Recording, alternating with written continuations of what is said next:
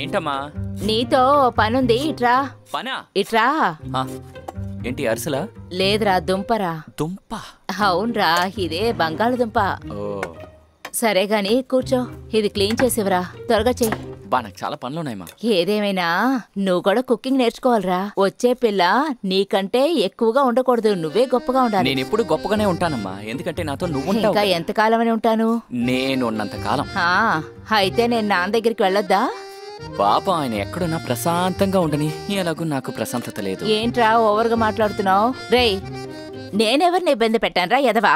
అయ్యి బాబోయ్, మా అమ్మ రాజకీయం మొదలెట్టేసిందో. హో, అది నీ దాకా వచ్చేసిందన్నమాట. ఇలా చూడు, ఇరుగు పొరుగు వల్ల అబ్బాయిల గురించే తప్పుగా మాట్లాడతారు, కానీ ఇక్కడ మొత్తం ఆపోజిట్. నేను తలెత్తి తిరగలేకపోతా. అసలు నువ్వెవడురా నన్ను ఏలెత్తి చూపించడానికి? ఇంకోసారి ఏలెత్తి చూపిస్తావా నన్ను?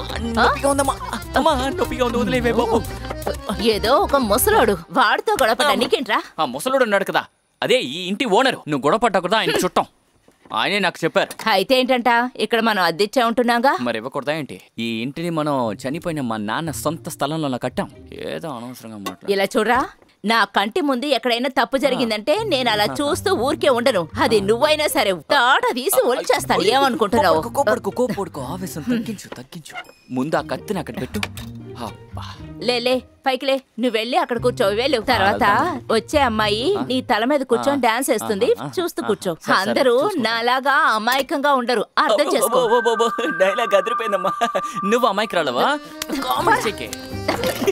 వదలరా, కత్తితో గుచ్చేస్తానే అనుకుంటున్నావు. అమాయకం. హలో మేడం, మిమ్మల్ని